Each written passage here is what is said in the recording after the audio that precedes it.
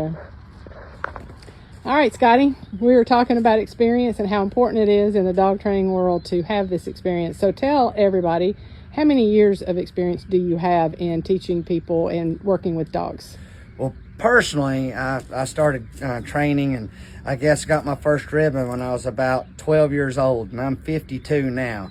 So just being raised up around dogs my whole entire life, no brothers, no sisters, no anything like that. So it's just me and the dogs. I would say since I'm 52, this is easily my 38th year, if not 39th year. I started training dogs for people getting paid for it as far back as when I was in my 20s, teens, but that was mostly with just clickers and the way I was trained to do it by the previous person that I took my dog to as a kid, and I was just going from that. And then as it just evolved, and no children myself or anything like that, I had more time to spend with dogs than your normal person does. So I started just really watching the dog and its behavior and how it interacts with other things and stuff. So that's when I changed my philosophy of the dog training world. You need to train the owner to be able to do it, because see, in the dog's world, the owner is its leader, and I can get it to do anything, but that person needs to learn how to do it. So kind of shifted gears there and want to just spread my knowledge, what I know, to the dog owner, and that's how I go about it. And so in all these years of experience, there's probably nothing that you haven't seen. I'll tell my clients, unless it grows wings, I promise you, I've seen it or heard it. All different breeds and problems and issues, you've come across it. Oh, absolutely. And one thing that all dogs have in common, regardless of their sizes or whatever, all dogs have in common is they all have the exact same type of owner that doesn't understand the dog first. They see as a child, they see it as whatever, and that's the number one problem. Outside of breed-specific issues that the owner should have known in the first place by picking that dog, then they also got to understand that they have created that problem, regardless of the breed. Mm-hmm.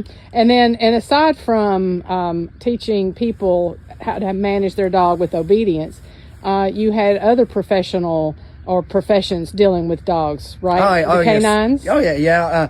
Outside of just growing up, and as you can tell, in East Tennessee and up in these mountains here, hunting and stuff like that, growing up with bird dogs and coon dogs and stuff, then it just slowly started to progress over my love of dogs and training. I got into the canine working world, where I've been a narcotics canine police officer, search and rescue, trained some classes. I've been the head trainer of 2 departments in their canine divisions. I like training the handlers more actually than I do the dogs, because the dogs pretty much, they're pretty well keen on what we're asking them to do, but get the handler in the right state of mind is what I really like to do also. Right, and this is one thing that I tell people when they ask how we got started.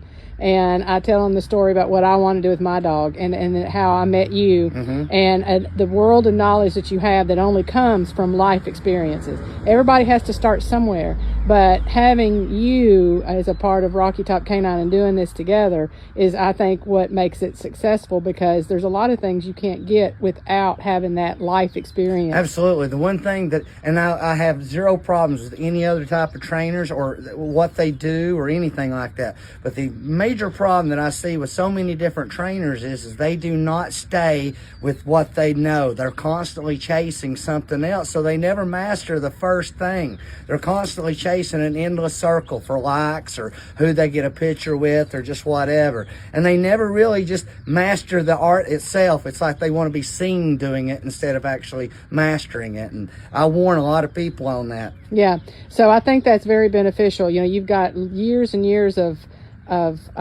experience with different dogs, all breeds, all sizes, and teaching people and teaching other trainers and handlers and everything. It's just all like wrapped up in one little Scotty package. The owner's got to understand, but the owner's got to understand that is their role to play. Right. You've got to do that. Whether you're a dog handler in the canine police world, search world, or you're just your regular dog owner. That's right. The dog sees you as such. It has to. Right.